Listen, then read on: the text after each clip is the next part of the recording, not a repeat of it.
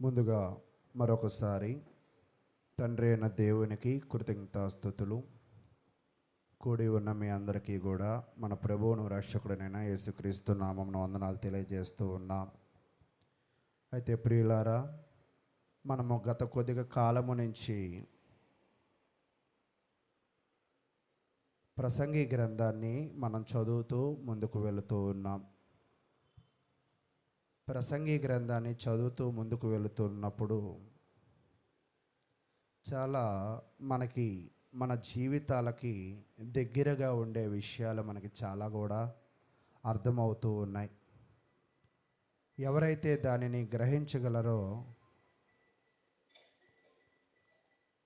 చాలా అద్భుతమైన మాటలుగా వాళ్ళకి అర్థం కావచ్చు. మనము 6 అధ్యాయాలని మనము ప్రసంగి గ్రంథంలో ముగించి ఉన్నాం. మరి ఈరోజు మనము 7వ అధ్యాయానికి వచ్చి ఉన్నాం. అయితే ప్రసంగి గ్రంథము అనేది రాసింది సొలొమోను మహారాజు గారు. ఈ ప్రసంగి గ్రంథాన్ని మనం ధ్యానిస్తూ ఉన్నప్పుడు ఇప్పటిదాకా కూడా ఒక ఎత్తు అయితే ఇప్పటి నుంచి మరొక ఎత్తుగా మనకి కనపడుతుంది.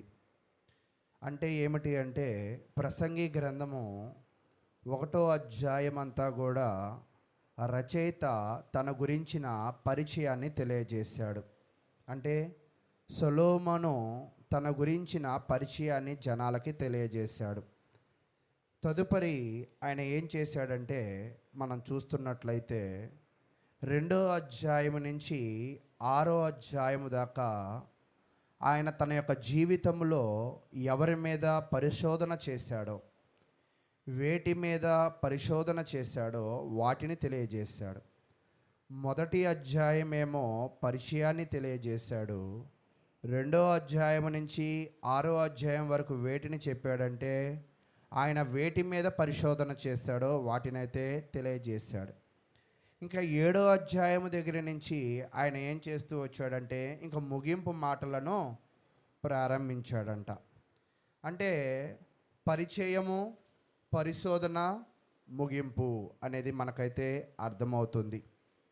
అయితే ఈరోజు మనము 7వ అధ్యాయాన్ని పరిశీలన చేద్దాం. 7వ అధ్యాయంలో ఆయన మనకి ఏమి చెప్పాలనుకున్నాడంటే, ఆయన జీవితంలో చాలా పరిశోధన చేసి ఉన్నాడు. ఒక్కోసారి మన జీవితంలో కూడా మన ముందు ఎవరైనా కూడా బండి మీద వెళుతున్నప్పుడు చున్నీ చక్రాల్లో పడుతుంటే మనం ఏం చేస్తాము? పడుతుంది అని చెప్తూ ఉంటాం, అంతేనా? ఎందుకు చెప్తూ ఉంటాము అంటే, వాళ్ళ మేలు కొరకే మనము దానిని తెలియజేస్తూ ఉంటాం. ఇక్కడ సొలొమోను మహారాజు కూడా తను పరిశోధన చేసిన తర్వాత జనుల మేలు కొరకు కొన్ని విషయాలను ఆయన తెలియజేశాడు.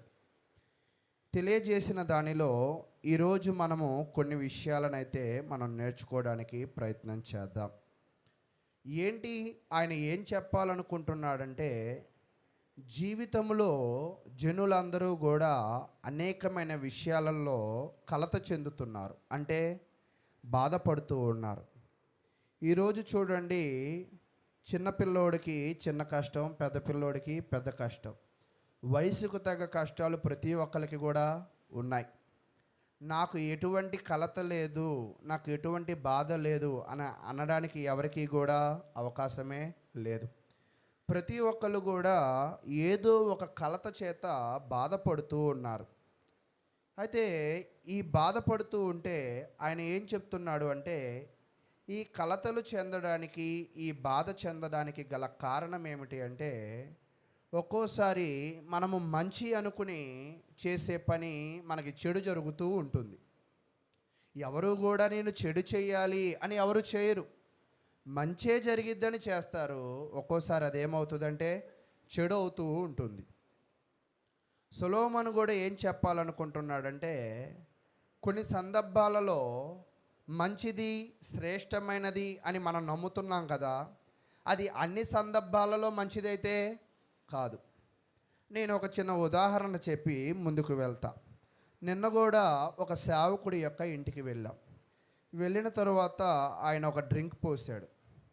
అయితే డ్రింక్ తాగినప్పుడు దాని రుచి కొంచెం తేడాగా ఉంది. తేడాగా ఉండగానే బాటిల్ ఇటు ఇవ్వండి అని తీసుకుని టైం చూశాను.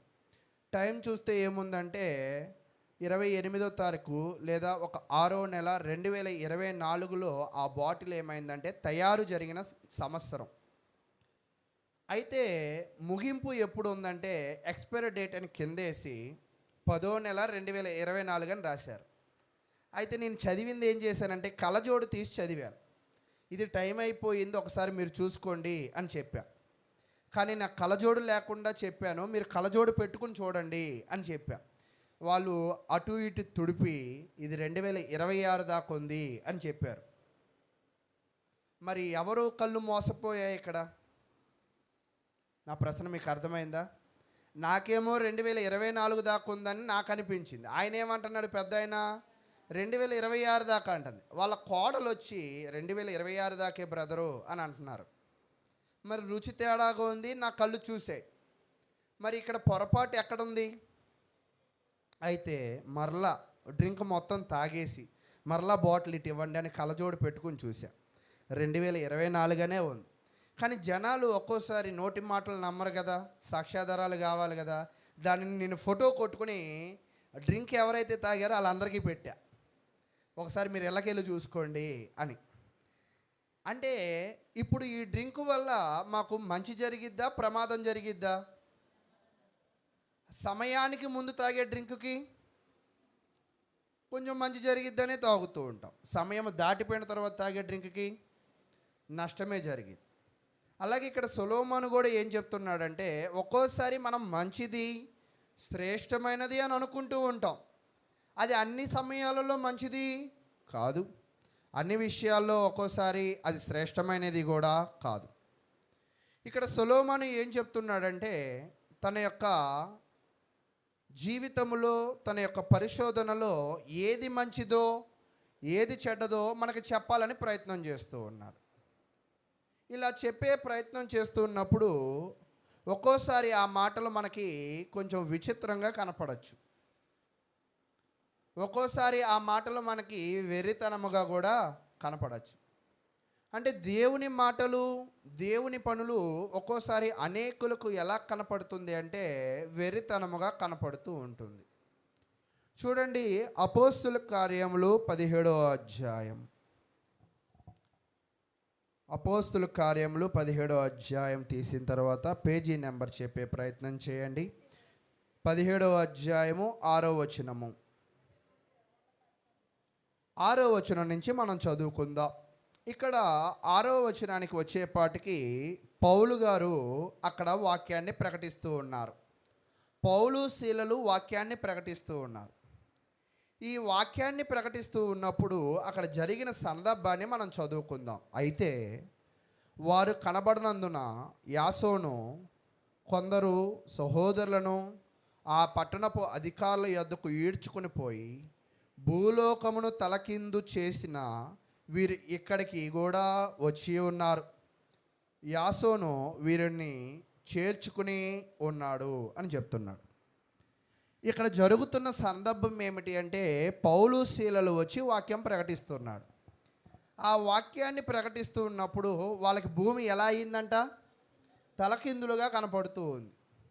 అదేంటి తలకిందులుగా కనపడుతుంది అని అంటే వీళ్ళు నమ్మిన సిద్ధాంతము వేరు, వాళ్ళు నమ్మిన సిద్ధాంతము వేరు. నేను ఒక చిన్న ఉదాహరణగా మీకు ఒక విషయాన్ని చెప్తాను. ఈరోజు మన కళ్ళ ముందు కొన్ని వ్యసనాలు కలిగి ఉన్న వాళ్ళు ఉంటారు. ఇప్పుడు ఉదాహరణకి మా అబ్బాయినే చూసామనుకోండి, అతడు పెట్టుకునే బొమ్మలు వాడికి తప్ప మనకి ఎవరికి అర్థం కాదు. ఎందుకు ఇవి పెట్టుకున్నావు అని అంటే వాడికి నేను ఎలా కనపడతా? మా నాన్నకి ఏం అర్థం కాదు, ఈ బొమ్మల్లో నాకేం దొరుకుతుంది? ఆనందం దొరుకుతుంది అని అనుకుంటాడు అతను. నేనేమనుకుంటాను, ఈ బొమ్మల వల్ల నీ జీవితం ఏమైపోయిద్ది? తలకిందులైపోయిద్ది అని అనుకుంటాను నేను. అంటే పిల్లోడి విషయమే కాదు, పెద్దోళ్ళు కూడా వాళ్ళ జీవితాలలో కలిగి ఉన్న లక్షణాలు, వ్యసనాల వల్ల కొంతమంది జీవితాలు ఏమైపోతాయంట? తలకిందులు అయిపోతూ ఉంటాయి. ఇక్కడ పౌలు గారు శీల వాక్యము చెప్తుంటే వాళ్ళు భూమి ఏమవుతుందంట, తలకిందులు అవుతుంది అని చెప్తున్నాడు. ఎందుకు తలకిందులు అవుతుందంటే పౌలు శీలలు చెప్పే వాక్యమును విని జనాలు ఏం చేస్తున్నారంటే మార్పు చెందుతున్నారు. ఈరోజు సంఘమంతా కూడా నేర్చుకోవలసిన విషయం ఏమిటి అంటే, సంఘములోకి రాకముందు నీ జీవితం ఎలాగైనా ఉండవచ్చు, సంఘానికి వచ్చాక నీ జీవితం ఏమవ్వాలంటే తలకిందులు అవ్వాలి. తలకిందులు అవ్వడం అంటే నాశనం అయిపోవాలా? నాశనం అయిపోవడం కాదు, కానీ మార్పు చెందాలి. ఎందుకంటే చూడండి, ఎప్పుడు తల ఎక్కడ ఉండిద్దని ఊహిస్తాం మన అందరము కూడా, పైన ఉండిద్ది. కాళ్ళు ఎక్కడ ఉంటాయని ఊహిస్తాం అంటే మన భాషలో అర్థం కావాలంటే తల గాల్లో ఉండిద్ది, కాళ్ళు భూమి మీద ఉంటాయి.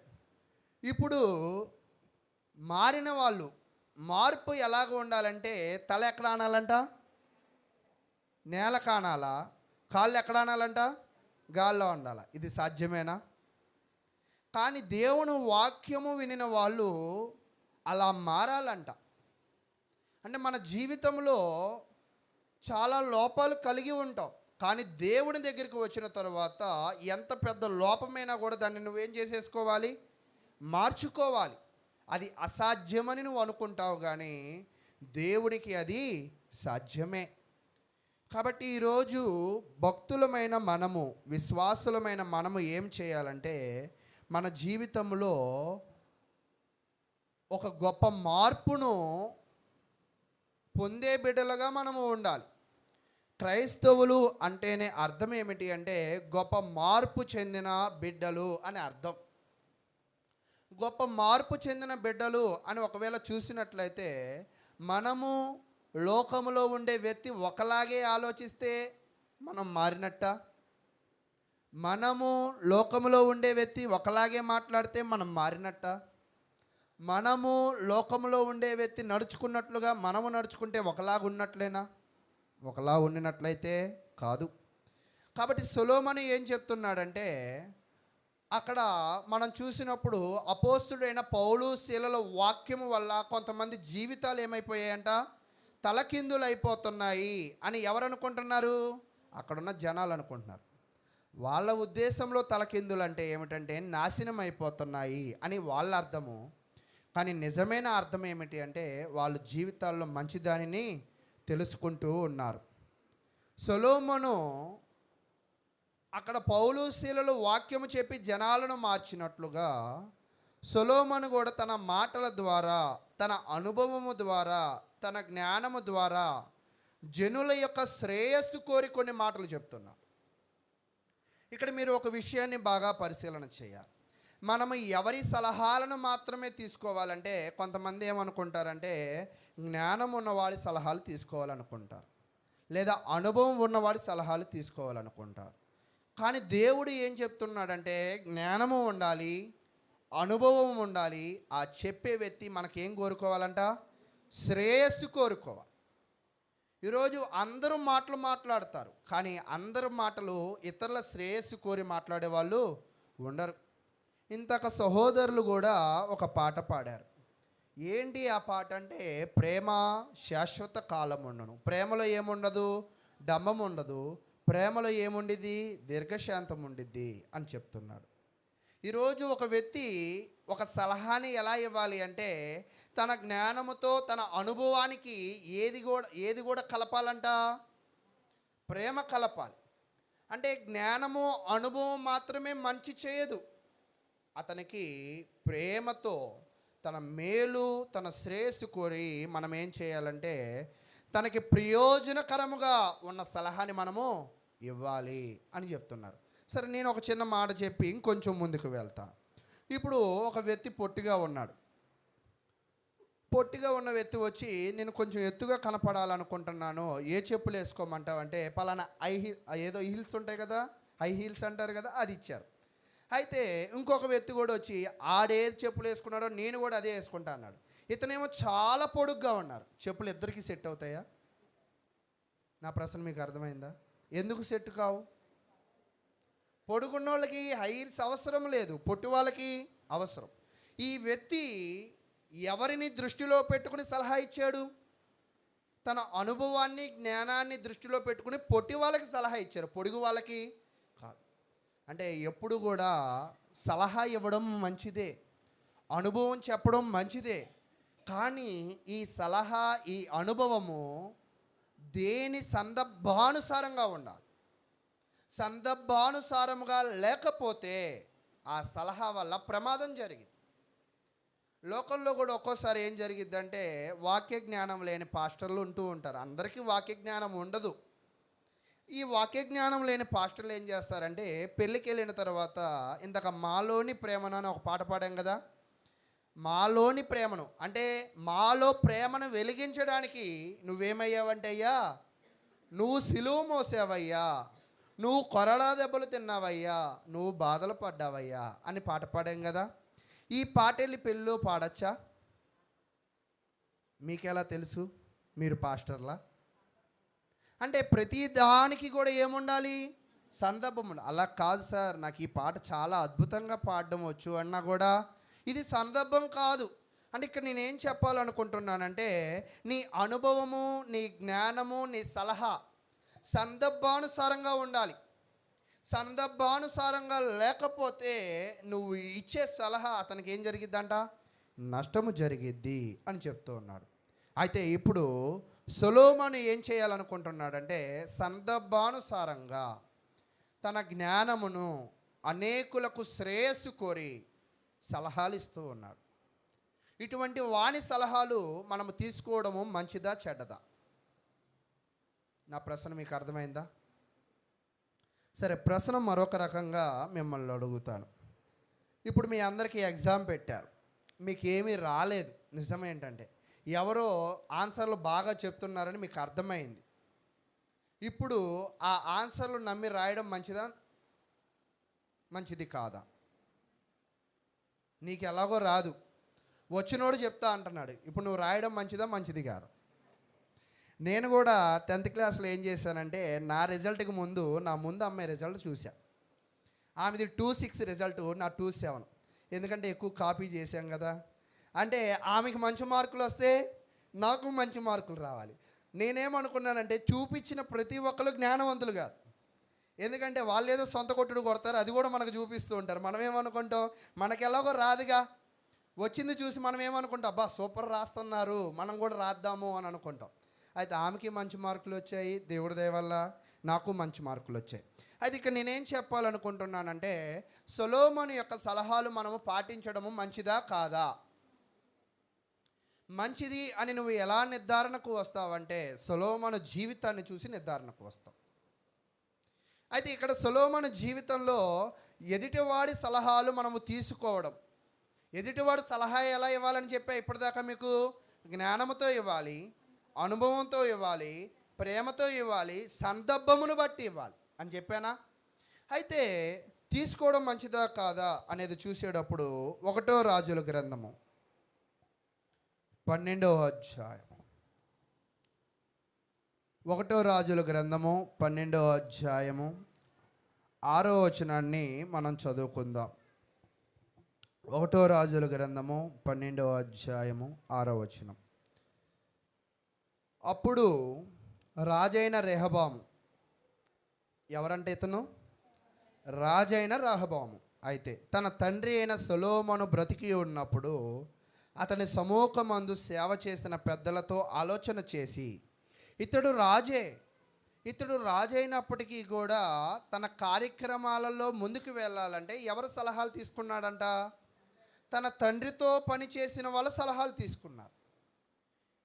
సలహాలు తీసుకున్న తర్వాత అక్కడ చెప్తున్నాడు, పెద్దలతో ఆలోచన చేసి ఈ జనులకు ఏమి ప్రత్యుత్తరం ఇచ్చదనని వారితో నడుగగా వారు, ఈ దినముననే నీవు ఈ జనులకు దాసుడవై వారికి సేవ చేసి మృదువైన మాటలతో వారికి ప్రత్యుత్తరం ఇచ్చిన ఎడల వారు సదాకాలము నీకు దాసులగురనిరి అని చెప్తున్నాడు.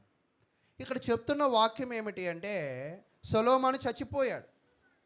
అంటే సొలొమోను తన జ్ఞానాన్ని జనాలకి పంచాలనుకున్నాడు, కానీ కొడుకు పొందాడా? మనకు అర్థం అవ్వాలంటే ఒక్కోసారి తెలుగులో ఒక సామెత ఉన్నది, పండిత పుత్ర పరమసుంట అని. అయితే ఒకవేళ దానిని రెహబాముకి ఆపాదించవచ్చో లేదో మనకైతే తెలియదు, కానీ తండ్రిలో ఉన్నంత జ్ఞానము కొడుకులో లేదు. అంటే ఇప్పుడు వీళ్ళిద్దరి మధ్య కనెక్షన్ బాగుందనా బాలేదనా? బాగుంటే తండ్రి జ్ఞానాన్ని ఖచ్చితంగా ఏం చేసేవాడు? పొందేవాడు. అంటే ఇప్పుడు రెహబాములో ఏమి లేదంట? జ్ఞానము లేదు. జ్ఞానము లేదని జ్ఞానమును సంపాదించడానికి ఎవరి దగ్గరికి వెళ్ళాడంట? పెద్దల దగ్గరికి వెళ్ళాడు. అంటే రెహబాము కొత్తగా నేను రాజయ్యానయ్యా, రాజ్యాన్ని ఎలా పరిపాలన చేయాలో నాకు తెలియదు కదా, మీరంటే మా నాన్నతో పనిచేశారు, మీకేముంది? అనుభవం ఉంది, జ్ఞానం ఉంది, మా నాన్న మీద ప్రేమ ఉంది, అది నాకు కూడా పంచండి అని చెప్పాడు. ఇక్కడ దాకా రెహబామును చూస్తే అబ్బా ఎంత మంచి కుర్రోడండి అని మనకు అనిపిస్తూ ఉంటుంది. అయితే కిందకు వద్దాం 8వ వచనానికి. అయితే అతడు పెద్దలతో తనతో చెప్పిన ఆలోచనను నిర్లక్ష్యపెట్టి ఏం చేశాడంటండి? నిర్లక్ష్యపెట్టి తనతో కూడా పెరిగిన యవనస్తులను పిలిచి ఆలోచన అడిగి వారికి ఇలాగూ ప్రశ్న వేశాను. ఈరోజు మనము నేర్చుకోవలసిన విషయం ఏమిటి అంటే, రెహబాము రాజయ్యాడు, చాలా మంచిది. రాజైన తర్వాత జ్ఞానము లేదని ఒప్పుకున్నాడు, రెండోది చాలా మంచిది. ఆ జ్ఞానము ఎవరి దగ్గర ఉన్నదో వాళ్ళ దగ్గరికి వెళ్ళి అడిగాడు, అది కూడా మంచిదే. కానీ ఇతడిలో ఉన్న చెడ్డ గుణం ఏమిటి అంటే దానిని ఏం చేశాడంట? నిర్లక్ష్య పెట్టాడు. మనం ఇతరుల దగ్గర సలహా అడిగినప్పుడు వాళ్ళు జ్ఞానముతో, అనుభవముతో, ప్రేమతో, సందర్భాన్ని బట్టి మన మేలు కోరి సలహా ఇచ్చినప్పుడు దానిని మనము తీసుకోవడము మంచిదా చెడ్డదా? కానీ అది ఒక్కోసారి మనకి కష్టముగా ఉంటుంది, అది ఒక్కోసారి మనకు నష్టముగా ఉంటుంది. కానీ మనం ఏం చేయాలంటే దానిని తీసుకోవాలి. అయితే ఇతను విన్నాడు కానీ దానిని ఏం చేయలేదంట? అనుసరించలేదు. అనుసరించకపోవడం వల్ల 12 గోత్రాలకి రాజు అవ్వాల్సిన వాడు తన జీవితంలో 2 గోత్రాలకే రాజయ్యాడు. అంటే పెద్దల మాట ఎవరైతే నిర్లక్ష్య పెడతారో, అనుభవము, జ్ఞానము, సందర్భాన్ని బట్టి సలహాలు ఇచ్చే వాళ్ళని ఎవరైతే తృణీకరిస్తారో వాళ్ళ జీవితాలు ఏమైపోతాయి అంటే కొంతకాలానికి అంధకారమైన పరిస్థితికి వెళ్ళిపోతాయి. ఈరోజు మన జీవితంలో మనం నేర్చుకోవలసింది ఏమిటి అంటే, ఈ బైబుల్ అనే ఈ గ్రంథము జ్ఞానముతో మనతో మాట్లాడుతుంది, అనుభవముతో మనతో మాట్లాడుతుంది, సందర్భాన్ని బట్టి మనకు సలహాలు ఇస్తుంది. మన జీవితాన్ని పరిశుద్ధపరచడానికి ఉన్న ఒకే ఒక వస్తువు ఏమిటంటే ఈ బైబిల్ గ్రంథం. చిన్నప్పుడు కూడా ఇక్కడ సండే స్కూల్ పిల్లల విద్యార్థులుగా ఉన్న వాళ్ళకి తెలుసు, ఒక పాట ఉండేది, దివ్య గ్రంథము దివ్య గ్రంథము ఎచ్చటనైనా వెతుకున్నా సహాయము దొరుకును, కష్టము వచ్చినా నష్టము వచ్చినా ఏమొచ్చిందంట? సహాయము దొరుకు. ఈరోజు ఇక్కడ రెహబాము అనే రాజుకి సహాయము కావాలి అంటే ఎవరిని సంప్రదించాడంట? పెద్దలను సంప్రదించాడు. ఇక్కడ దాకా బాగుంది, సంప్రదించిన దాని ప్రకారం జీవించాడా? ఈరోజు మనము కూడా ఎలా ఉంటామంటే అచ్చము రెహబాములా ఉంటాం. అదేంటండి, మనం రాజులం కాదు కానీ, రాజులం మనం కాదు కానీ రెహబాములాగా చర్చికి వచ్చేదాకా నెంబర్ 1 మనందరం. కానీ చర్చికి వచ్చిన తర్వాత వినడంలో కూడా ఒక్కోసారి నెంబర్ 1. చాలామంది శ్రద్ధగా వింటారు, కానీ దానిని అనుసరించడంలో, దాన్ని అప్లై చేయడంలో మనం ఏమైపోతామంటే మనలో రెహబాము కనపడుతూ ఉంటాడు. ఈరోజు వినడం బాగుంది, రావడం బాగుంది, అనుసరించడంలో అయితే కొంతమంది ఇక్కడ దాకా కూడా రారు, అంటే వినే దగ్గరే ఫెయిల్ అయిపోతూ ఉంటారు. అంటే ఏకాగ్రతను పెట్టలేరు. కాబట్టి ప్రియులారా, మనం ఎప్పుడైనా మన దగ్గర లేని దానిని లేదు అని ఒప్పుకుని నేర్చుకుని దాని ప్రకారంగా జీవిస్తే మనం ఏమవుతామంటే భవిష్యత్తులో ఖచ్చితంగా గొప్పవాళ్ళం అవుతాం. నేను ఒక చిన్న ఉదాహరణ చెప్పి మీకు ముందుకు వెళ్తాను. ఏంటంటే, నాకు తెలిసిన ఒక కుటుంబం ఉంది. ఒక సిస్టర్ ఉన్నారు. ఆ సిస్టర్ 10th అయిపోగానే పెళ్లి చేసేశారు. ఆ అమ్మాయి నాకు వద్దు అని చాలా మొత్తుకుంది. అయితే పెళ్ళైన ఒక 6 నెలలకు వాళ్ళ అమ్మ చచ్చిపోయింది. నా మాటలు మీకు అర్థమయ్యాయా? అప్పుడు మేము అనుకున్నాము, దేవుడు అందుకేనేమో ముందుగానే పెళ్లి చేశారు.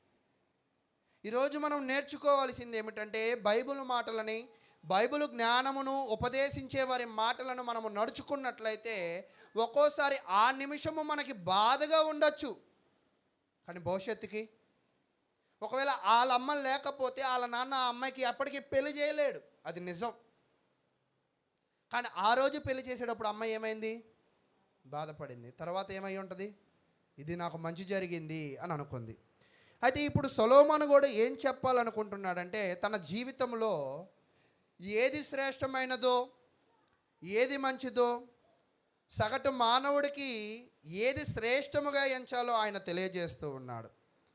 ఈ మాటలు ఒక్కోసారి మనకి సంతోషాన్ని ఇవ్వకపోవచ్చు, కానీ ఆయన శ్రేష్టమైన దానిని ఆయన తెలియజేస్తూ ఉన్నాడు. చూడండి, ప్రసంగి గ్రంథము 7వ అధ్యాయం. ఇప్పటిదాకా అధ్యాయము గురించిన వివరాలను మీకు నేను తెలియజేశాను. ప్రసంగి గ్రంథము 7వ అధ్యాయము 1వ వచనం నుంచి మనం ముందుకు వెళదాం. ప్రసంగి గ్రంథము 7వ అధ్యాయం 1వ వచనం. సుగంధ తైలము కంటే మంచి పేరు మేలు, ఒకని జన్మదినము కంటే మరణదినమే మేలు. అంటే దేవుడైన యెహోవా ప్రసంగి అంటే సొలొమోను ద్వారా మనకేం చెప్తున్నాడంటే, ఇక్కడ మనం నేర్చుకోవలసిన విషయం ఏమిటంటే, పాయింట్ నెంబర్ 1, సొలొమోను చెప్పేది ఏమిటి అంటే, తన జీవితంలో 2 మార్గాలు కనపడ్డాయంట. ఒక మార్గమేమో మేలైన మార్గము, ఒక మార్గమేమో మేలు కాని మార్గం. ఆయన మనకేం చెప్పాలనుకుంటున్నాడంటే, మేలైన మార్గమును శ్రేష్టమైన మార్గమును ఆయన మనతో చెప్పాలనుకుంటున్నాడు. ఒక్కోసారి ఈ మేలైన మార్గము, ఈ శ్రేష్టమైన మార్గము నిన్ను బాధించవచ్చు. ఒక్కోసారి ఈరోజు చిన్నపిల్లల దగ్గర కూడా ఆడుకుంటున్న ఫోన్ని, ట్యాబ్ను లాక్కుంటా లేడుస్తూ ఉంటారు. నిజమేంటంటే, కానీ అది ఒకవేళ వాళ్ళకి ఇచ్చేస్తే కొంతకాలానికి వాళ్ళు కళ్ళు పోయిన పరిస్థితులు కూడా ఉన్నాయి, బుర్ర పోయిన పరిస్థితులు కూడా ఉన్నాయి, ఆరోగ్యం పోయిన పరిస్థితులు కూడా ఉన్నాయి. ఈరోజు లాక్కుని ఏడిపిస్తావా, లేదా ఈరోజు ఇచ్చి భవిష్యత్తుని ఏడిపిస్తావా అనేది మనం నేర్చుకోవాలి. సొలొమోను కూడా ఏం చెప్తున్నాడంటే, ఈరోజు ఉన్నది ఉన్నట్లుగా మనకు తెలియజేసి శ్రేష్టమైన మార్గమును, న్యాయమైన మార్గమును, మానవుడికి భవిష్యత్తులో సంతోషపడే మార్గమును ఆయన మనకు చెప్తూ ఉన్నాడు. హైదరాబాద్ కూడా ఎక్కువగా ఇలాగే అంటారు, నా దగ్గర డబ్బులు ఉన్నప్పుడు ఈ భూమి కొనలా, నాతో పాటు ఉన్న వ్యక్తి ఈ భూమిని కొన్నాడు, ఈరోజు ఆయన ఎలా ఉన్నాడు? కోటీశ్వరుడు అయిపోయాడు. మనం ఎప్పుడూ కూడా ఒక వ్యక్తి తన అడుగులు, తన మాటలు, తన ప్రవర్తన దేనికి ఉపయోగపడేలాగా చేయాలంట? భవిష్యత్తుకు ఉపయోగపడేలాగా. సొలొమోను కూడా తన జీవితంలో ఇతరులకి ఏం చెప్పాలనుకుంటున్నాడంటే, భవిష్యత్తుకు ఉపయోగపడే విషయాలు చెప్పాలనుకుంటున్నాడు. ఇవి ఒక్కోసారి కొంతమందికి అనీజీగా, ఏదో చెప్తున్నాళ్లే, బాగానే చెప్తున్నాళ్లే అని అనిపిస్తూ ఉంటుంది. కానీ దీనిని అనుసరిస్తే అతని జీవితంలో ఏం కలిగిద్దంట? మేలు కలిగిద్ది. ఈ మేలు అనే పదాన్ని ఈ అధ్యాయంలో 8 సార్లు వాడాడు. అంటే సొలొమోను ఏం చెప్పాలనుకుంటున్నాడంటే, మేలైన మార్గం ఒకటి చెప్పాలనుకుంటున్నాడు. ఇదే సొలొమోను 6వ అధ్యాయం దాకా ఏం చెప్పాడో తెలుసా? వ్యర్థమైనది చెప్పాడు. ఇప్పటిదాకా సొలొమోను ఇది వేస్ట్, ఇది వేస్ట్, ఇది వేస్ట్ అని చెప్పాడు. ఇప్పుడు సొలొమోను ఏం చెప్పాలనుకుంటున్నాడంట? ఇది మేలు, ఇది మేలు, ఇది మేలు, ఇది మేలు అని చెప్పాలనుకుంటున్నాడు. మేలు అనే పదము ఈ 7వ అధ్యాయంలో 8 సార్లు రాశాడు. వ్యర్థం అనే పదము ఈ పుస్తకం అంతటిలో కూడా 9 సార్లు, 9 వ్యర్థాలు చెప్పాడు. 13 సార్లు ఆ పదాన్ని వాడాడు. అయితే ఈ సొలొమోను ఏం చెప్తున్నాడంటే, సామెతల గ్రంథము 22వ అధ్యాయం, సామెతల గ్రంథము 22వ అధ్యాయము 1వ వచనాన్ని మనం ధ్యానిద్దాం. సామెతల గ్రంథము 22వ అధ్యాయము 1వ వచనం. గొప్ప ఐశ్వర్యము కంటే మంచి పేరును, సామెతల గ్రంథము 22వ అధ్యాయము 1వ వచనం. గొప్ప ఐశ్వర్యము కంటే మంచి పేరును, వెండి బంగారముల కంటే దయయు కోరదగినవి అని చెప్తున్నాడు. అంటే ప్రసంగి గ్రంథము 7వ అధ్యాయం 1వ వచనంలోను, సామెతల గ్రంథం 22వ అధ్యాయం 1వ వచనంలో ఒక కామన్ వర్డ్ వాడుతున్నాడు. ఏంటి ఆ అక్షరము అంటే, మన జీవితంలో మనకి ఏది ముఖ్యమంట? మంచి పేరు. అంటే మంచి పేరు అంటే గుడ్ నేమ్. అయితే తర్వాత ఏం చెప్తున్నాడంటే, మంచి పేరుతో పాటు అతనికి ఏముండాలంట? వెండి ఉండాలి, బంగారం ఉండాలి, ఐశ్వర్యం ఉండాలని చెప్పట్లా. ఇంకోటి ఏం చెప్తున్నాడంట? దయయు కోరదగినవి. ఒక మనిషి తన జీవితంలో తనకి ఏముండాలంటే 2 ఉండాలంట. మీకు మీ జీవితంలో 2 ఉండాలి అంటే ఏం అడుగుతారు? ఒకవేళ ఎవరైనా ఏమడుగుతారంటే ఐశ్వర్యం, ఆరోగ్యం అంటారు. అంతేనా? కానీ దేవుడు ఏం చెప్తున్నాడో తెలుసా? ఒక వ్యక్తి తన జీవితంలో ఉండవలసిన 2 ప్రాధాన్యమైన విషయాలు. ఒకటి మంచి పేరు, 2 దయ. అయితే ఒక్కోసారి కొన్ని తెలుగు పదాల కన్నా ఇంగ్లీష్ పదాలు బాగా అర్థమవుతాయి. ఒక్కోసారి కొన్ని ఇంగ్లీష్ పదాల కన్నా హీబ్రూ పదాలు బాగా అర్థమవుతాయి. ఇక్కడ దయ అనే పదానికి ఇంగ్లీష్లో ఏం చెప్తాడంటే లవ్వింగ్ అంటాడు. లవ్వింగ్ అంటే ప్రేమ. అంటే మనిషి జీవితంలో కావాల్సినవి 2. అంటే మీరే ప్రేమగా అన్నారు కదా అని యవనస్తులు వెళ్ళి నేను వాళ్ళని ప్రేమించాను మీరు ప్రేమించమంటే ఆ ప్రేమ కాదు ఇక్కడ చెప్పింది. ఇక్కడ చెప్పిన ప్రేమ ఏమిటి అంటే నీలో ఏ గుణం ఉండాలంటే ప్రేమ గుణము. ఎవరిని మాత్రమే కాదు, ఎవరో ఒకరిని చూస్ చేసుకుని ప్రేమించడం కాదు. నీ జీవితంలో నీకు మంచి పేరు ఉండాలి. ఆ మంచి పేరు రావాలంటే నువ్వు అందరినీ కూడా ఏం చేయాలంట? ప్రేమించాలి. ఈరోజు ఆ ప్రేమ, లవింగ్ అనే పదానికి అర్థం ఏమిటంటే ప్రీతి గల లేదా దయగల లేదా ప్రేమ గల అనే పదము. అంటే ఒక వ్యక్తికి తన జీవితంలో ఏం కావాలంటే మంచి పేరు కావాలి, అతను ప్రేమ కలిగి ఉండాలి. ఈరోజు ఉదయం లెగ్గానే మనం ఏమనుకుంటామంటే ఉద్యోగంకి వెళ్ళాలి, ఇది తినాలి, అది చెయ్యాలి, పిల్లోడికి క్యారేజీ కట్టాలి, లేదా పిల్లోడికి ఓ డైపర్ వేయాలి, పిల్లోడికి స్నానం చేయించాలి. వీటి కోసం మనం ప్రయాసపడతాం. కానీ మన జీవితంలో లేదా పెన్షన్ లేటుగా వచ్చింది, ఇస్తారా ఎవరా, ఈ టీడీపీ ప్రభుత్వం వచ్చాక ఇచ్చిద్దో లేదో మాకు అర్థం కావట్లా అంటే మన దృష్టి ఎప్పుడు కూడా ఇలాగుంటుంది. కానీ ఒక వ్యక్తి దృష్టి దేని మీద పెట్టాలంట? మంచి పేరు మీద పెట్టాలి. ఇంకా మరి ముఖ్యంగా కొంతమంది ఏం కోరుకుంటారంటే తన జీవితంలో ఏం సంపాదించాలనుకుంటారంటే ఒక మంచి భార్య కావాలనుకుంటారు. అంతేనా? ఒక మంచి భర్త కావాలంటారు, మంచి ఇల్లు కావాలనుకుంటారు, అప్పులన్నీ తీరాలనుకుంటారు, పుట్టిన పిల్లలు మంచిగా నా మాట వినాలనుకుంటారు. ఇవన్నీ కోరుకుంటారు. అంటే అన్నిటిలో కూడా ఇతను ఏం కోరుకుంటాడంట? మంచి మంచి మంచి మంచి కోరుకుంటూ ఉంటాడు. కానీ ఒక మనిషి కోరుకోవలసినది ఏంటంటే అతనికి ముందుగా మంచి ఇల్లు, మంచి భార్య, మంచి బిడ్డలో, మంచి భర్త కాదు, మంచి పేరును కోరుకోవాలంట నువ్వు. అంటే ఎప్పుడైనా కూడా నీకు మంచి పేరును సంపాదించడానికి ఎన్నడైనా కూడా నువ్వు కష్టపడ్డావా? మరొక రకంగా ప్రశ్న అడుగుతాను, నీకు సంఘంలో మంచి పేరుందా? పోనీ సంఘం అనేది పక్కన పెట్టు, నీ కుటుంబంలో నీకు మంచి పేరు ఉందా? నాకైతే నా కుటుంబంలో మంచి పేరు లేదు, నాతో ఎవ్వరూ మాట్లాడరు. అదేంటంటే అంటే అవును, ఒక్కోసారి మనకు కొన్ని చోట్ల మంచి పేరు ఉండదు. ఎందుకంటే ఉన్నది ఉన్నట్టు మాట్లాడితే మనం ఒక్కోసారి నచ్చం, ఒక్కోసారి వాక్యానుసారంగా నడిస్తే మనం నచ్చం. మొన్న కూడా ఒక ఆయన చెప్తున్నాడు, నీ మీద కొంతమంది అలిగారు, సంఘం కూడా మానేద్దాం అనుకుంటున్నారు, నువ్వు డబ్బులు ఏం ఖర్చు పెట్టట్లేదంట, నారాయణ గారు బాగా ఖర్చు పెట్టేవారంట అని అంటున్నారు. నేను ఒకటే చెప్పా, ఖాళీ గోడలకు వాక్యం చెప్తా కావాల్సి వస్తే. వాక్యంలో లోపం ఉంటే చెప్పండి. గతంలో మాకు అలా జరిగిందంటే గతంలో గోచీలు కట్టుకునేవాళ్ళు, ఈరోజు కట్టుకుంటున్నాము మనం. గతంలో భార్యను బాగా చూసుకునే భర్తలు ఉన్నారు, ఈరోజు ఉన్నారా? అంటే ఎప్పుడు ప్రస్తుతాన్ని గతాన్ని కలపకూడదు. గతంలో చేసిన సేవను, ప్రస్తుతం చేసిన సేవను, గతంలో అలా జరిగింది కదా, గతంలో ఇలా జరిగింది కదా, గతంలో అది చేశారు కదా, గతంలో ఇది చేశారు కదా అంటే గతంలో జరిగేవన్నీ ఇప్పుడు జరగట్ల. గతంలో కానుపులు ఎవరు కాసేవాళ్ళు? ఏ ఎంబీబీఎస్ వచ్చేవాళ్ళు, ఏ ఎండీలు వచ్చారు, ఏ ఎంఎస్లు వచ్చారు? మంత్రసానులు వచ్చేవాళ్ళు, ముసలోళ్ళు కానుపులు కాసేవాళ్ళు. అంతేనా? రానున్న కాలంలో మంత్రసానులు కాకుండా విద్యార్థులు వైద్యమును నేర్చుకుని చేశారు. ఏది మేలు? అదేంటి కాదు నేను మంత్రసానులతోనే కన్నా, నువ్వు కూడా అలాగే కను అని అంటే కుదిరిద్దా? అలాగే ఒక్కోసారి సంఘం ఏం జరిగిద్దంటే అనుదినము కూడా వాక్యములోను, కొన్ని కార్యక్రమముల్లోనూ, కొన్ని విషయాల్లో కూడా పాతవి కొన్ని విడిచిపెట్టి కొత్త వాటిని పట్టుకుని ముందుకు వెళ్ళాలి. నువ్వు ఎప్పుడో తాటాకింట్లో పుట్టుంటావు, ఇప్పటికి కూడా అదే తాటాకిల్లు కావాలనుకుంటావా? అందుకే ఎప్పుడైనా సంఘంలో కార్యక్రమాలు ఎలా చేయాలంటే ఒక వ్యక్తిగా చేయకూడదు, ఒక వ్యక్తిగతముగా చేయకూడదు, ఒక సంఘముగా చేయాలి. ఇలా వ్యక్తిగా చేయడం వల్ల ఇలాంటి సమస్యలే వస్తాయి. ఎప్పుడైనా ఇలాగే చెడ్డ పేరు మోపబడుతుంది. కాబట్టి సంఘము ఎప్పుడు నేర్చుకోవాల్సిన విషయం ఏమిటి అంటే మన అందరము కూడా ఒక పని చేయాలంటే అది మనం మాట్లాడుకునే ఒక సంఘము ద్వారా కార్యక్రమం బయటికి వెళ్ళాలి. ఎవరికి నచ్చినట్టుగా వాళ్ళు మనం చేసుకుని వెళ్ళినట్లయితే అది నీకు మంచి అనిపిస్తుంది ఈరోజు, కానీ రేపు అదేం చేసిద్దంట? ఇది చెప్తే అర్థం కాని వాళ్ళు కూడా ఉంటారు, ఇది చెప్తే మేమేంటి వీళ్ళు చెప్తే చేసేదని అనుకుంటూ ఉంటారు. కానీ అది రానున్న భవిష్యత్తుకి ఎంతో ప్రమాదం. అయితే సొలొమోను కూడా ఏం చేస్తున్నాడంటే, జనాలకి భవిష్యత్తుకి మంచి జరగాలంటే ప్రస్తుతము ప్రతి వ్యక్తి కూడా ఏం సంపాదించుకోవాలంట? మంచి పేరు సంపాదించుకోవాలి.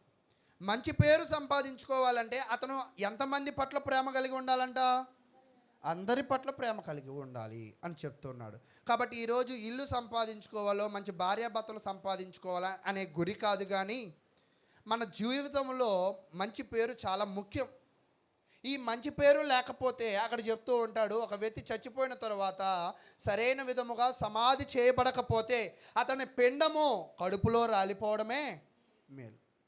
అలా ఒక వ్యక్తి పుట్టాడు, చర్చికి వచ్చాడు, మరణిస్తున్నాడు. ఈ మరణించే లోపల ఆ వ్యక్తి ఏం సంపాదించుకోవాలంట?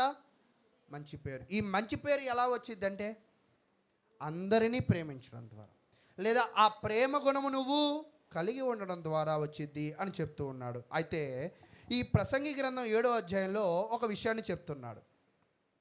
ఏమిటి అంటే, సుగంధ తైలము కంటే మంచి పేరు మేలు. సుగంధ తైలము అంటే ఏంటి మీరు చెప్పండి? మంచి వాసన ఇచ్చేది. ఇంకా ఎక్కువ మంది ఉంటే ఎవరు మాట్లాడేవాళ్ళు కాదు, తక్కువ మంది ఉంటే కొంతమంది మాట్లాడుతున్నారు. ఇదే సంతోషంలాగా ఉంది. సరే, సుగంధ ద్రవ్యం అంటే ఏంటి? సరే, సుగంధ ద్రవ్యాలు ఎందుకు కొడతారు, ఎందుకు రాసుకుంటారు? మంచి వాస్తవానికి ఈరోజు సుగంధ ద్రవ్యాలు అంటే మీరేమనుకుంటున్నారంటే పూసుకునేది, కొట్టుకునేది అనుకుంటున్నారు. ఇంతకుముందు సుగంధ ద్రవ్యాలు ఏం చేసేవాళ్ళంటే పూసుకునేవాళ్ళు కాదు, దాచుకునేవాళ్ళు. మీరు కూడా చూడండి, కొత్త నిబంధన కాలంలో ఒక ఆమె దాసి దాసి దాసి ఎవరి దగ్గర పడేసింది? క్రీస్తు పాదాల దగ్గర పడేసింది. ఏమనుకుందంటే, ఈ ద్రవ్యము మా ఇంట్లో ఉండడం కన్నా ఎవరి పాదాల మీద ఉంటే మంచిది అనుకుంది. అయితే సుగంధ ద్రవ్యానికి భద్రంగా దాచుకునేవాళ్ళు. ఎందుకు దాచుకునేవాళ్ళు అంటే దానికి చాలా ధర ఉండేది. ఈరోజు మనం కూడా పద్దాక సిల్క్ శారీలో లేదా కాటన్ చీరలో కడతాం, కానీ పద్దాక పట్టు చీరలు కట్టాం. పెళ్లి చీరలు కూడా 15 సంవత్సరాలు 20 సంవత్సరాల దాకా ఉన్న వాళ్ళు ఉంటూ ఉంటారు. ఎందుకు?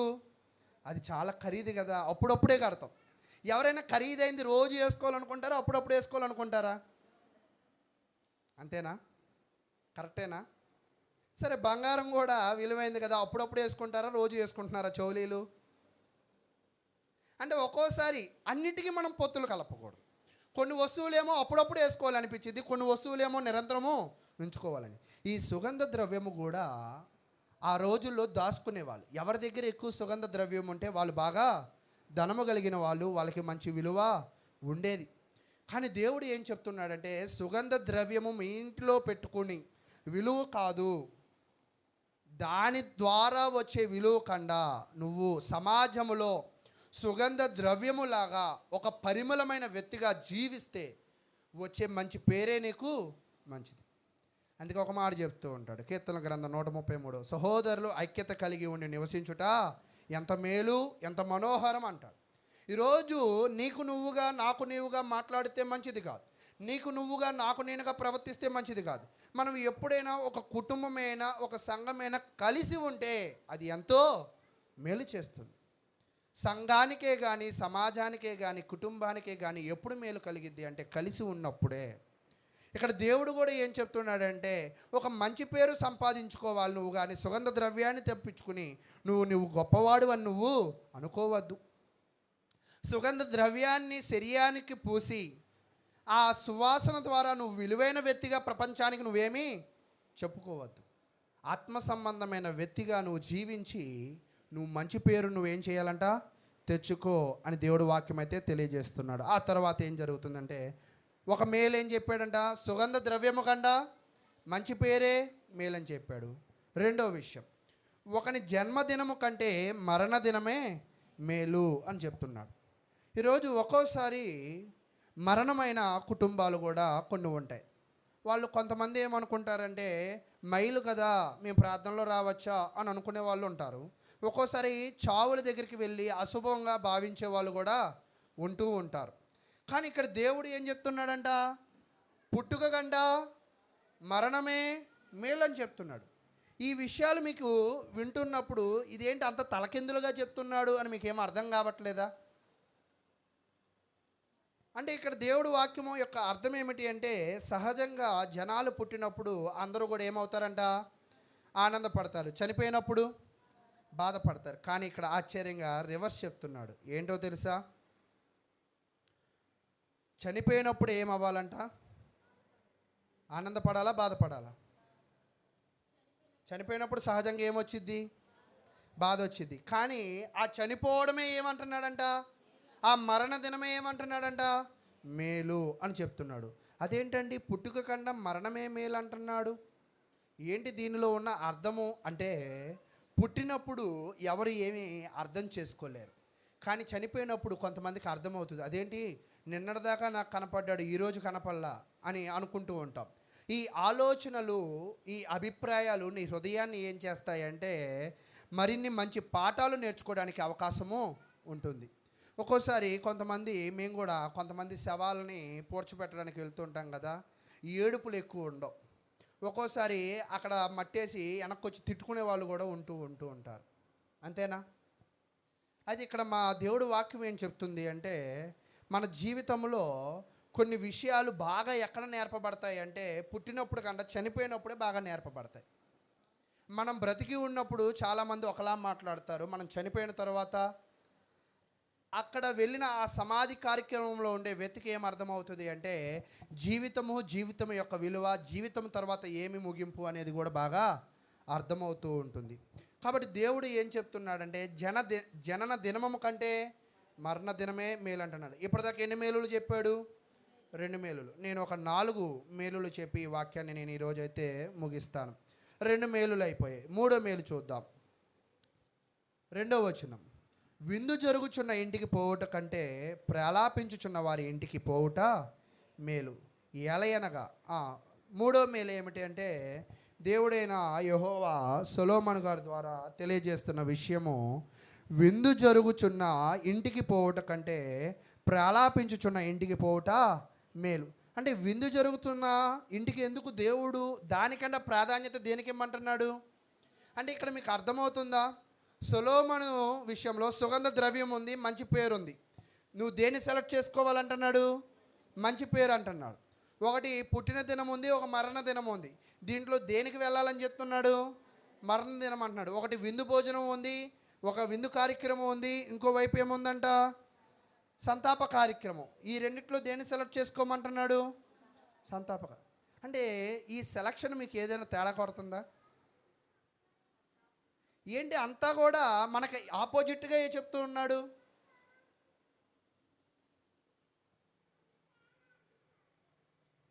అంతా కూడా ఆపోజిట్గా చెప్తున్నాడు ఏంటి అంటే, ఎందుకు విందు భోజనానికి వద్దు అంటున్నాడు అంటే, ఆయన వద్దు అన్న ప్రతి దానికి కూడా ఏముందంటే కారణం ఉంది. విందు భోజనానికి వెళ్ళామనుకోండి, సహజంగా విందుల్లో ఏం జరుగుతాయంటే, క్రైస్తవులు కూడా పెద్ద అతిథులు కాదు.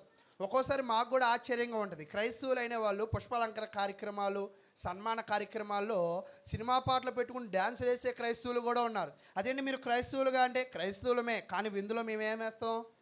చిందేస్తాం, మందేస్తాం, అన్నీ వేస్తాం, కానీ మేము క్రైస్తవులమే అంటాం. అంటే నువ్వు అనుకుంటున్నావు క్రైస్తవుడు అని. ఈరోజు క్రైస్తవులైన వాళ్ళు పాటలకి డ్యాన్సులు వేసే క్రైస్తవులు కూడా ఉన్నారు. కానీ దేవుడు ఏం చెప్తున్నాడంటే, విందుకు వెళ్తే నువ్వేం నేర్చుకోలేవు. అంటే ప్రతి క్రైస్తవుడికి, ప్రతి మనిషికి దేవుడు ఏం చెప్తున్నాడంటే, నిరంతరము నువ్వు సెలెక్ట్ చేసుకునే ఆప్షన్ ఎలా ఉండాలంటే, ఏదో ఒకటి నేర్పించాలి నీకు. నువ్వు ఏదో ఒకటి ఏం చేయాలంట? నేర్చుకోవాలి. అంటే దేవుడు మనల్ని ఎలా ఉండమంటున్నాడంటే, నిత్య విద్యార్థి అంటే ఏంటి? నిరంతరం ఏదో ఒకటి నేర్చుకోవాలి. అయితే విందుకు వెళ్తావు, మహా అయితే కాళ్ళు నొప్పులు వచ్చేదాకా డ్యాన్స్ వేస్తావు, కడుపులో నొప్పి వచ్చేదాకా తింటావు, అంతేనా?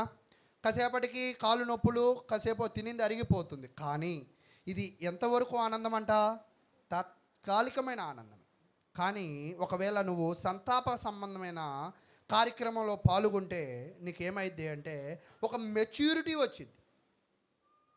అంటే నీ హృదయంలో కొన్ని భావాలు నేర్పిస్తూ ఉంటుంది. మీరు ఎప్పుడైనా పరిశీలన చేయండి ఒకసారి. ఈరోజు సొలొమోను ఏదో చెప్పాడు కదా, గుడ్డిగా నిన్ను నమ్మమనట్లేదు. ఒకసారి నువ్వు అభిప్రాయపడు. ఒక ఫంక్షన్కి వెళ్ళు, ఆ రోజు డ్యాన్స్ చేస్తావు, ఆ రోజు తింటావు, కానీ అది ఏమైపోతావు? ఒకసారికి మర్చిపోతావు. కానీ ఒక బాధ సంబంధమైన కార్యక్రమానికి వెళ్ళు, అక్కడ చాలామంది ఓదార్చడం ఏంటో నేర్పిస్తారు నీకు. కొంతమంది ఓదార్పు ఎలా పొందాలో కూడా నీకు నేర్పిస్తారు. అక్కడ చాలా విలువైన మాటలు బాగా మనకి నేర్పింపబడతాయి. ఈరోజు సమాధి కార్యక్రమాలు చేసేటప్పుడు కూడా చుట్టూ వాతావరణం మాకేం బాగుండదు. నిజమేంటంటే ఎవరు ఎప్పుడు ఎలా మాట్లాడతారో కూడా మాకు తెలియదు. క్రైస్తవులం అంటాం కానీ ఒక్కోసారి తూర్పు తల పెట్టాలి, పడమర కాలు పెట్టాలి, ఇవన్నీ చెప్తూ ఉంటారు. అది బ్రతికి ఉన్న వాళ్ళకి, చనిపోయిన వాళ్ళకి కాదు. సహజంగా ఎందుకు ఉత్తరం తల పెట్టద్దు అంటారంటే, ఉత్తరం ఒకవేళ తల పెడితే అతనికి ఆక్సిజన్ బాగా అందదు. ఇది ఎవరు చెప్తున్నారంటే సైన్స్ చెప్తుంది. అందుకే ఎప్పుడు కూడా ఎవరు ఉత్తర గుమ్మాలను కోరుకోరు. ఎందుకంటే ఉత్తరంలో తల పెడితే మనకి గాలి సరిగా ఆడక, ఆక్సిజన్ లెవెల్స్ సరిగా వెళ్ళక, రక్తము సరిగా సప్లై అవ్వక నరాలు కండరాలు పాడైపోతాయి. అందుకే ఉత్తరాన్ని పెట్టరు తల. కానీ చనిపోయిన తర్వాత కండకి బలం కావాలా, నరానికి రక్తం కావాలా, ఇవేం అవసరంలా. అంటే చనిపోయిన వాటిని మనం ఏం చేయొచ్చు అంటే పోడ్చొచ్చు, కానీ తూర్పున పెట్టాలి, దక్షిణ పెట్టాలి, పడమర పెట్టాలి అనే కోణాలు మనం ఏమీ చూడక్కర్లా. కానీ అందుకే దేవుడు ఏం చెప్తున్నాడంటే, ప్రతి ఒక్క వ్యక్తికి కూడా 2 విషయాలు చెప్తా. దానిలో నువ్వు ఏది ఎన్నుకుంటావో నీ ఇష్టం, కానీ నేను మేలైన విషయం చెప్తా. ఆ మేలు నువ్వు అనుసరించు. రెహబాము మేలైన విషయాన్ని అనుసరించాడా, అనుసరించలేదా? అనుసరించకపోవడం వల్ల నష్టం ఎవరికి వచ్చింది? ఈరోజు మేము కూడా వాక్యం చెప్పేది ఎందుకంటే మా స్వీట్ వాయిస్ విని మీరు నిద్రపోవడానికి కాదు. ఒక్కోసారి మా మాటలు విని మీరు ఉద్రేకానికి గురి అవ్వడానికి కాదు. మా మాటలు మేము ఎందుకు చెప్తూ ఉంటామంటే మిమ్మల్ని ఏదో రెచ్చగొట్టడానికి, మిమ్మల్ని ఏదో కించపరచడానికి, మిమ్మల్ని ఏదో బాధపరచడానికి కాదు. మిమ్మల్ని కాదు, మనల్ని మనము మార్చుకోవడానికి ఏం చేస్తున్నామంటే వాక్యాలు చెప్పుకుంటూ ఉన్నాం. అయితే ప్రియులారా, కాబట్టి మనము సంతాపానికి వెళితే మనకి మెచ్యూరిటీ వచ్చింది.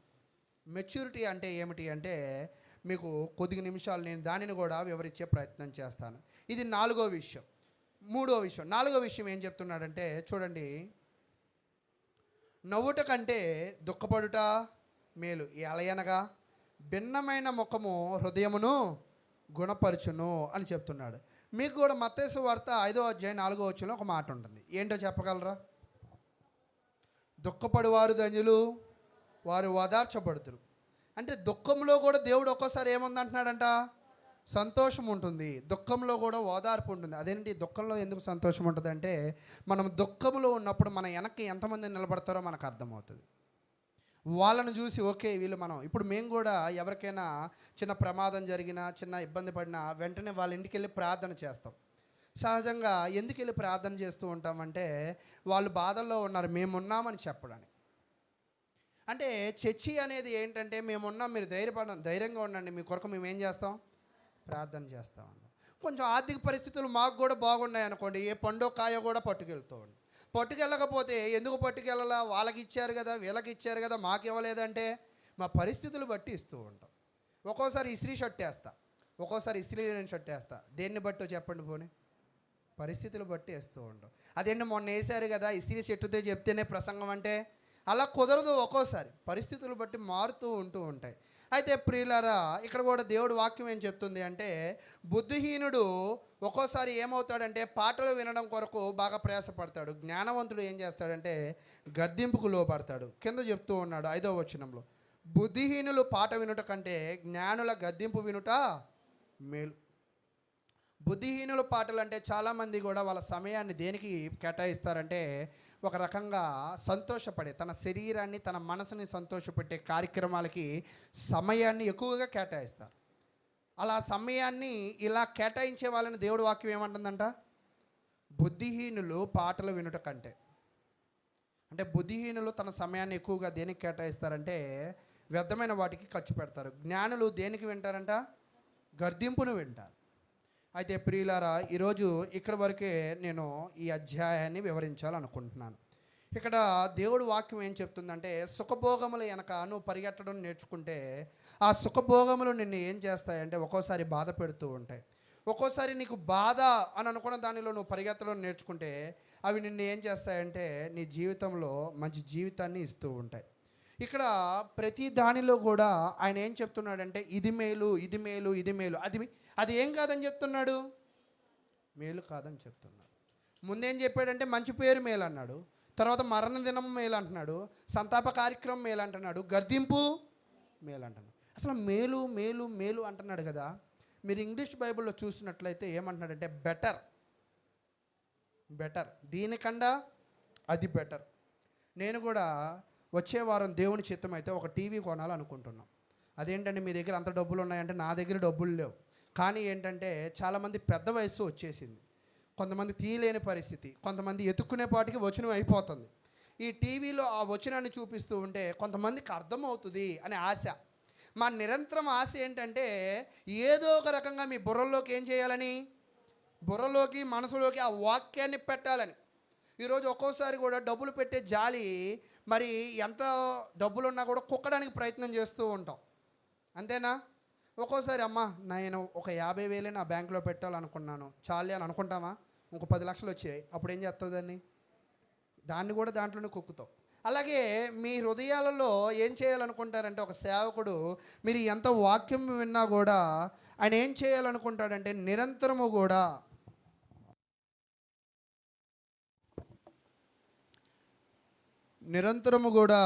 ఆయన ఏం చేయాలనుకుంటాడంటే వాక్యము చేత ఏదో ఒక మార్గం, అది స్త్రీల కూడిక అవ్వచ్చు, అది బైబిల్ తరగతి అవ్వచ్చు, ఏదో కూడిక ద్వారా ఆయన ఎందుకు వస్తాడో తెలుసా? మీ దగ్గరికి మీరు ఇచ్చే నీళ్ళు, మీరు ఇచ్చే సమోసాలో, మీరు ఇచ్చే కానుకల గురించి కాదు. అది ఇవ్వడము అనేది అది మీకు మంచిదే, కానీ వచ్చేది దేనికంటే మీకు వాక్యం చెప్పడమే. చనిపోయారా? వాక్యానికే వస్తాడు. ఇబ్బందుల్లో ఉన్నాడా? వాక్యం చెప్పడానికే వస్తాడు. సంతోషంగా ఉన్నారా? వాక్యం చెప్పడానికే వస్తారు. అంటే ఏ కార్యక్రమం అయినా కూడా సేవకుడు నీ దగ్గరికి వచ్చేది దేనికో తెలుసా? వాక్యమే. అతని పని ఏమిటి అంటే నీకు మేలైన మార్గాన్ని చెప్పడమే ఆయన పని.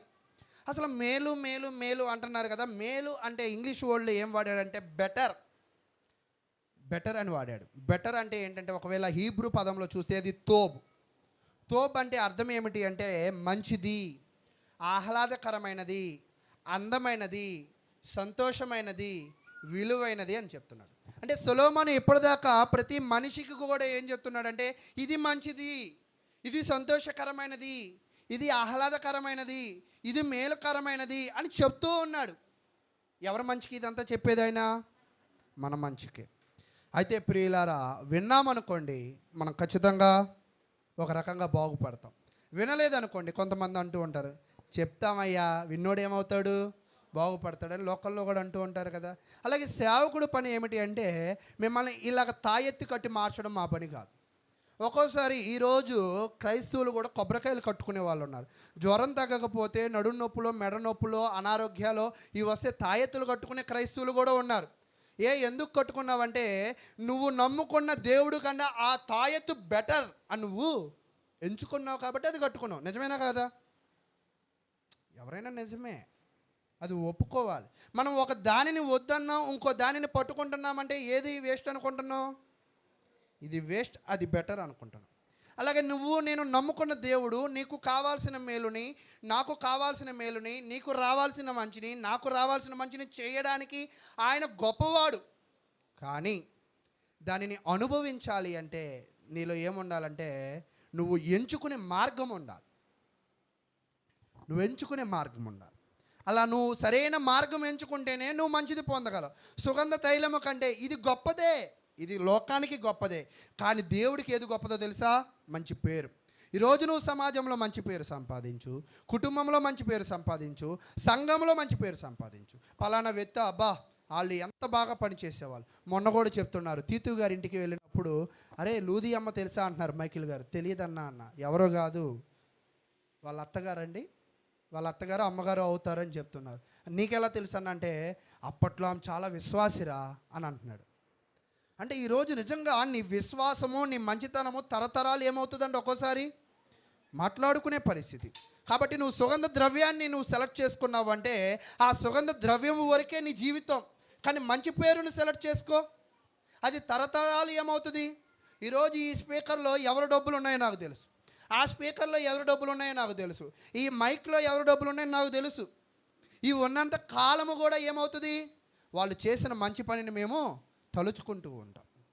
అయితే తర్వాత ఏం చెప్తున్నాడంటే అందరూ ఆనందమైన కార్యక్రమాలకు వెళ్ళాలనుకుంటారన్నారు, కానీ దేవుడు ఏం చెప్తున్నాడంటే ఆనందమే కాదు, బాధ కార్యక్రమం ఆనందకన్నా గొప్పదని చెప్తున్నాడు. అయితే ఇంకొంచెం నేను ముందుకు వెళ్ళిపోతాను.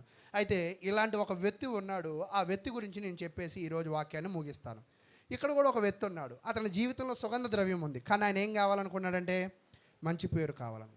అతని జీవితంలో విందు కార్యక్రమాలు ఉన్నాయి, కానీ ఆయన ఏం కావాలనుకున్నాడంటే సంతాపపడే కార్యక్రమం కావాలనుకున్నాడు. ఆయన జీవితంలో జ్ఞానవంతులతో సహవాసం ఉంది, కానీ ఆయన ఏమనుకున్నాడంటే గద్దింపులతో మాటలే మేలని అనుకున్నాడు. ఎవరు ఆయన అసలు?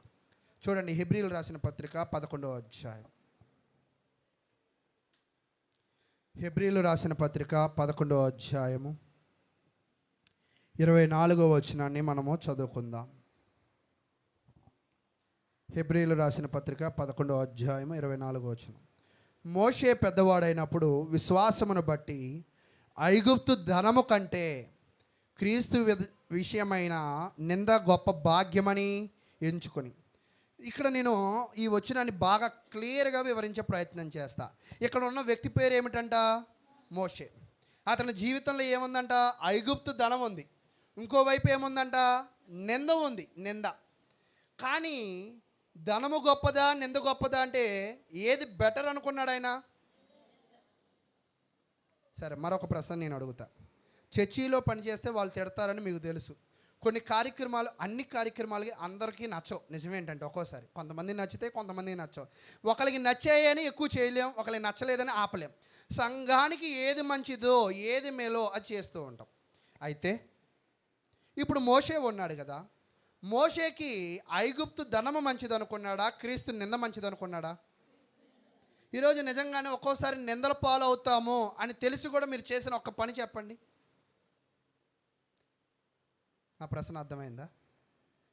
నిందల పాలు అవుతాము, మంచి చేసి చెడు అవుతుందిలే అని అనుకుని చేసిన పని ఏముంది?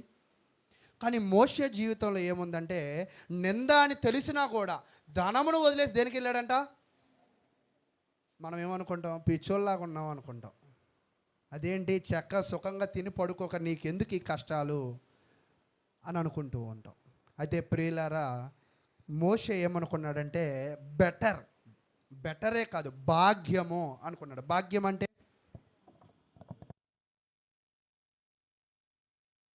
అంటే ఏంటి? వీళ్ళు నాకు దొరకడం భాగ్యం అంటాం.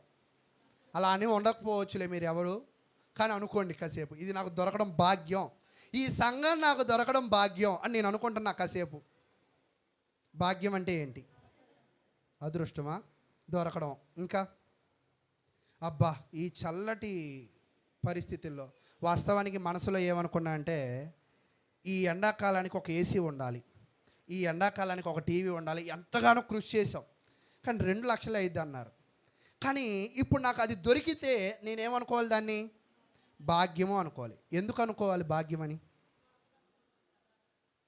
భాగ్యము అంటే ఏమిటి అంటే, ఎందుకు ఏసీ అంటే అది నా శరీరానికి ఈ వాతావరణం వేడి నుంచి నాకు మంచి చేస్తుంది.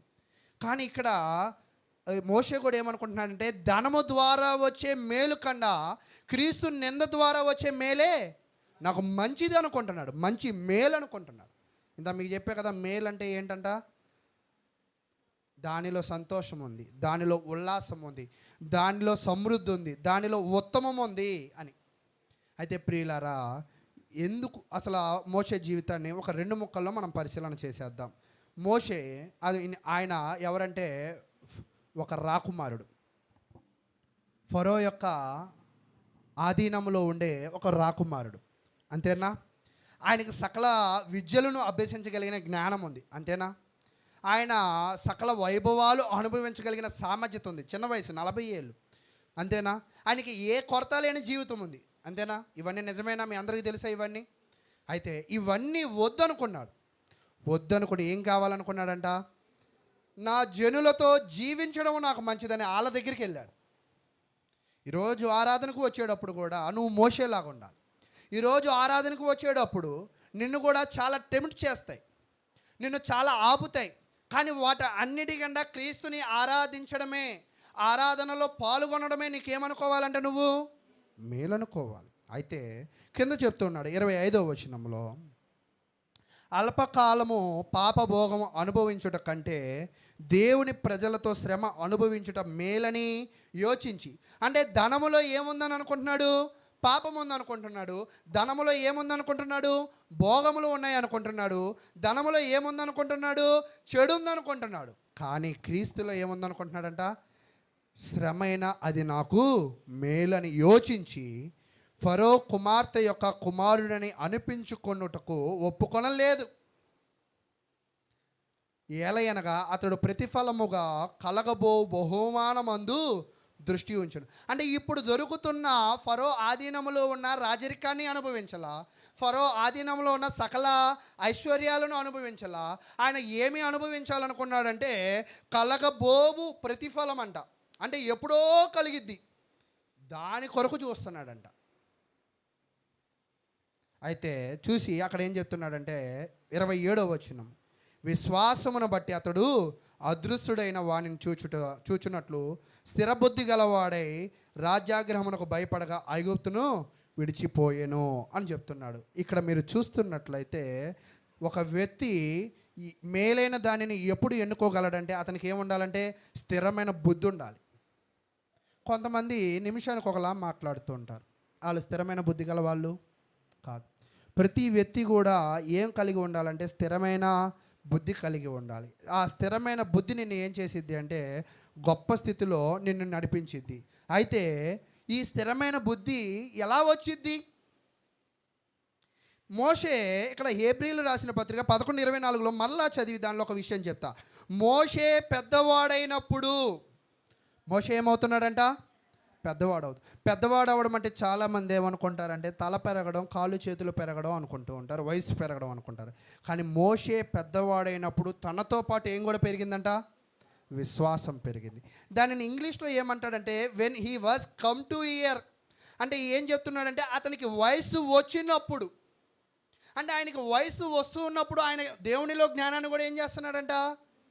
ఈరోజు నిజంగా నీ వయసు ఎంత, నీ దేవునిలో నీ జ్ఞానం ఎంత అని ఎవరైనా అడిగితే నువ్వేం చెప్తావు? నా వయసుకు తగ్గ జ్ఞానం నాకు ఉందని అంటావు. మనం నిజం లేదు, మనం ఒప్పుకోవాలి. ఎందుకు లేదంటే మనము మేలైన దానిని మన జీవితంలో ఎంచుకోవట్ల. నువ్వు మేలైన దానిని నువ్వు ఎంచుకున్నట్లయితే, నువ్వు మేలైన దానిని నీ జీవితంలో సెలెక్ట్ చేసుకున్నట్లయితే ఖచ్చితంగా నీకు మంచి జరిగింది. నేను ఎప్పుడూ ఒక విషయం చెప్తా. హవ్వ దగ్గరికి వచ్చినప్పుడు తన దగ్గర 2 మార్గాలు ఉన్నాయి, దేవునికి విధేయత, దేవునికి అవిధేయత. తను సెలెక్ట్ చేసుకుంది ఏంటి? అవిధేయత. Wrong button selection. ఆ రాంగ్ బటన్ సెలక్షన్ అతను దేనిలో తోసేసింది? భోగం అనుకుంటే పాపంలోకి వెళ్ళింది, మేలు అనుకుంటే కీడులోకి వెళ్ళింది. కానీ మోషే అలా చేయలే. భోగాన్ని పాపముగా భావించాడు, ధనాన్ని దుఃఖముగా భావించాడు, క్రీస్తులో నిందే మేలనుకున్నాడు. వయసులో పెరిగాడు, వయసుతో పాటు జ్ఞానం కూడా పెరిగింది. కొంతమంది తిడుతుంటారు, వీడికి వయసు వచ్చింది కానీ బుద్ధి లేదురా అంటారు. అంతేనా? ఈరోజు క్రైస్తవులో కూడా మనకు వయసు వచ్చింది, క్రైస్తవ్యంలో ఒక సీనియారిటీ వచ్చింది, కానీ దానికి తగ్గ జ్ఞానం మనలో ఉందా? చూడండి, హెబ్రీలు రాసిన పత్రిక 5వ అధ్యాయం. ముగిస్తున్నాను, ఇంక ఈ విషయంతో నేను ముగిస్తున్నాను. హెబ్రీలు రాసిన పత్రిక 5వ అధ్యాయము 14వ వచనం.